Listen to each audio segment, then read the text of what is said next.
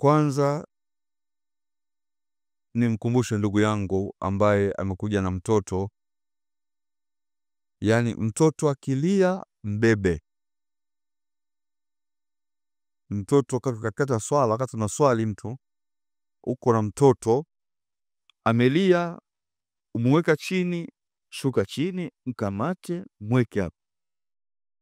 Swali ukiwa uko kwenye qiyam, mtoto mbeba, ukitoka bega hili, ulishe tu bega hili. Endelea na swala. Wakati wa kurukuu, mweke chini, sujudu, ukimaliza amka naye. Jambo hili wamelifanya waja wema waliotangulia, masahaba na kadhalika. Hata Mtume sallam suekana swali, watoto wanakuja kina Hassan Hussein wanapanda juu ya mgongo na kadhalika. Yani Uislamu ma ja'ala alaykum fi dini min haraj. Uislamu mwepesi sana. Moja. Mbili, leo kuna mashindano ya Qur'ani yameandaliwa na ndugu zetu wa Tamsia, viongozi.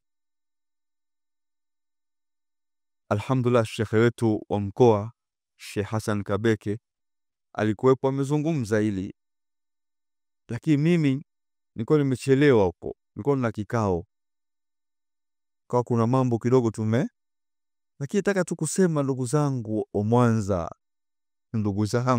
wa Mwanza, si tunafeli wapi? Oje, inasikitisha sana. Yani sijui tunafeli wapi. Hawa vijana wameratibu kwa kiwango kizuri sana, lakini Waislamu kuja kusikiliza Qur'ani hawapo misikitini. Hata mmeona hapo wamechelewa, kuna kina mama na nini, kwa sababu ilikuwa kuna TV kule juu, wangekuepo kule juu, lakini mpaka saa 5:30 hamna yani wako washiriki tu na watu wachache yani. Sasa ndugu zangu, kuja kufika yani wale watoto wanaosoma wakiona watu wapo pale wanaona raha wenyewe, ni kushajiisha watu yani kushajiisha angalau watu mwakani watu yani wahudhurie, wazidishe juhudi, wafanyeje, wahisi kitu kwamba watu wamethamini kitu kama kile. Lakini sisi watu hapo msikitini hawaji kabisa.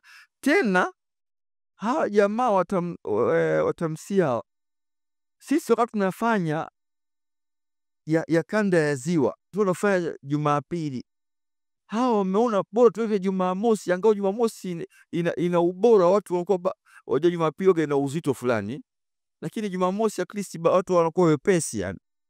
Hata sasa, hebu niambie ndugu zangu, yani tubadilike. Ukweli kabisa tunapaswa kubadilika, kwa sababu haya mashindano wameyafanya ni watoto wetu. Anaweza kuwa mimi sijamzaa mimi, lakini ni mwanangu. Tukifika tukawaona wanafarijika watoto na wanaongeza juhudi, hata wanaoandaa vile vile wana kitu yani wanaona watu wamethamini ule mchango wao wa kuhudhuria. Sasa inasikitisha yani sisi Waislamu. Mimi wenzangu wameniambia kwamba shekhe, mwakani Allah kitupa uhai inshallah, yale mashindano ya kanda ya Ziwa tutayarudisha Mwanza inshallah. Lakini Waislamu tuzinduke. Mimi juzi niko Dar es Salaam kwenye mashindano ya lakhe ndugu yetu Sheikh Nuruddin Kish Jumapili. Sisi viongozi tumefika pale, mimi naingia saa 2, ndugu zangu, yameshaanza saa 2, uwanja umejaa ndani kwa Mkapa, mpaka kufikia saa 4 na kitu, alhamdulillah mageti wameanza kuyafunga, kwa sababu watu ivonyesha ile mvua ndo watu kidogo kaanza kupanda wengine, lakini kina mama mashaallah wapo wametulia, mvua jua lao.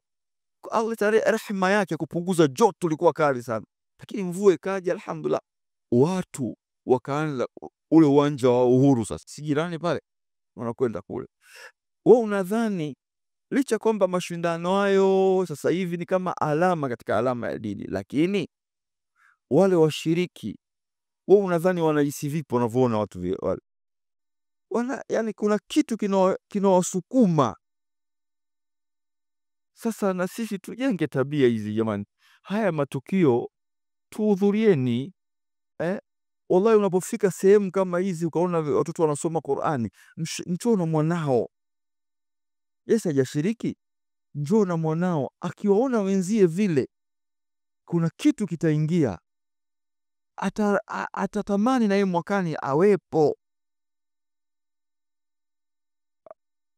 Wallahi muhimu sana, yani inaumiza kiasi fulani, lakini takiwa na sisi tubadilike. Kweli tunatakiwa wana Mwanza kwa ujumla wetu lazima tubadilike. Hata sisi Allah akitupa uhai, hayo tunataka kuyaandaa, tusiyafanyie msikitini. Basi hivyo sitafika, au si bwana? Mnasemaje?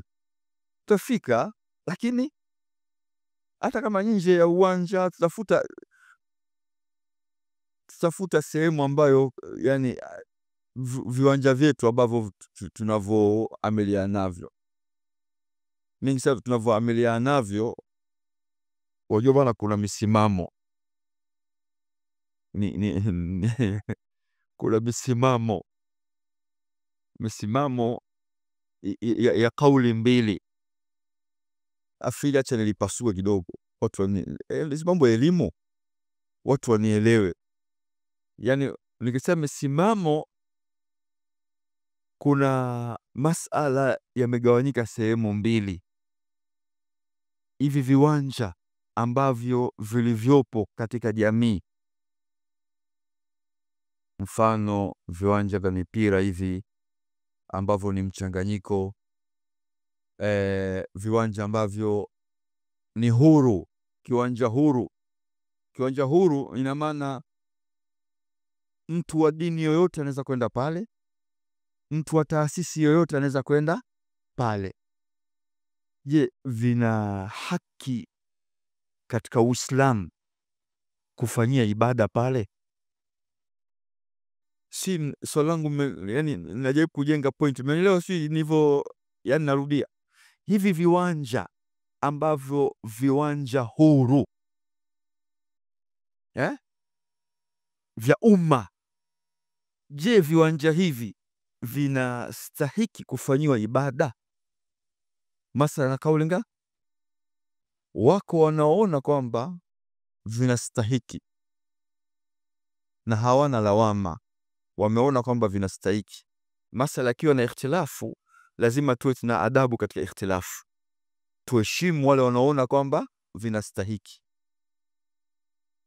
Kauli ya pili wanasema hapana, viwanja hivi ambavyo ni vya umma havistahiki kufanyiwa ibada. Dalili yao ni ipi? Dalili, hadithi ya Thabit ibn Dhahak inda al-Imam Abi Daud rahmatullah alayhi. Mtume Muhammadin sallallahu alayhi wasallam ameijiwa na sahaba, anaambia, ya Rasulullah, inni nadhartu an anhara al-ibil fi Buwana. Ewe mtume wa Allah, mimi nimeweka nadhiri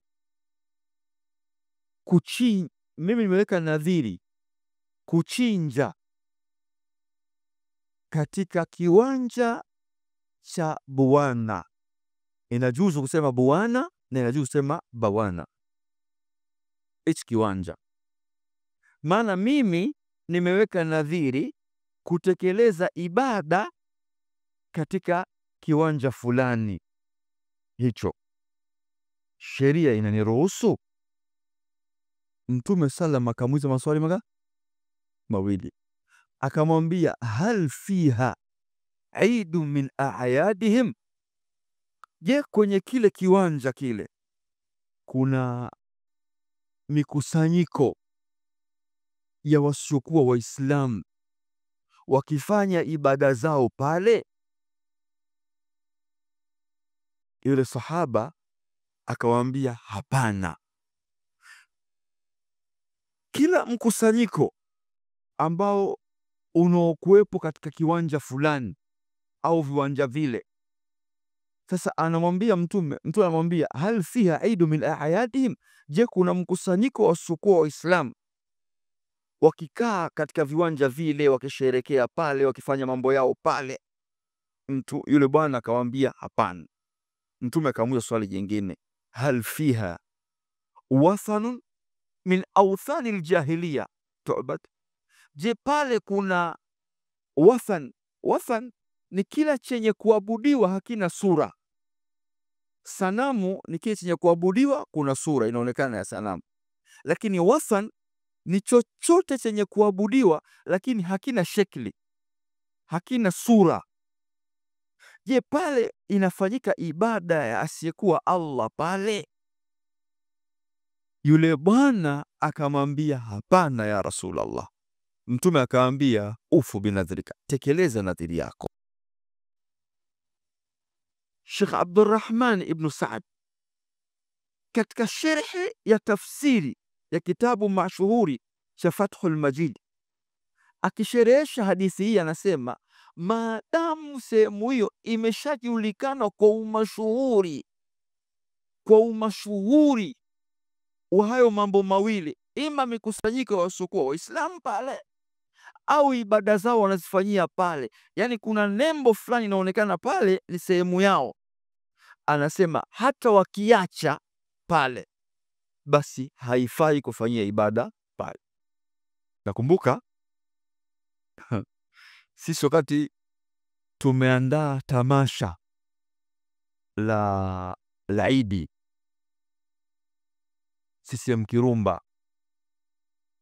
tulifika kwenye pointi hii tukahitilafiana na wenzetu, tukasema hivi, jamani, sisi lazima tuwe tuna adabu katika masala ya ikhtilafu katika dini. Yani ukiona sehemu kuna wanazuoni wanasema inafaa na sehemu wanazuoni wanasema haifai, usifike mahala wewe ukaenda na msimamo wako tu bana, mimi nataka watu wote wawe ninavyotaka mimi. Tukasema tutafanya tamasha, wale ambao wataka kwenda kuswali, tuna msikiti jirani wa kwetu pale Shamsia, waende Shamsia. Wale ambao watakaona bana inafaa, utaswali pale kiwanjani kwa masala kama haya. Lakini ala kuli hali, yani najaribu tu kumsie mkono, kuna vitu vingine vigeni katika jambo la dini, yani kila kitu huwa vipo. Na masala ya mashindano ya Qur'an, wenzetu tutaangalia wapi sehemu ambayo tuna viwanja, lakini viwanja vyenyewe ni viwanja ambao tuna nini ile, tuna power ya Uislamu katika viwanja vile, alafu tutafanya pale. Na ikiweze hakuna tuwapata wenye sifa, kwa tutafanya hata misikiti yetu, hakuna shida. Lakini la muhimu ni pointi yangu ya kwanza kabisa, haya mambo yanahusu Uislamu, tuhudhurieni ndugu zangu. Yani kama mashindano ya Qur'ani tusiache. Asalamu alaykum wa rahmatullahi wa barakatuh.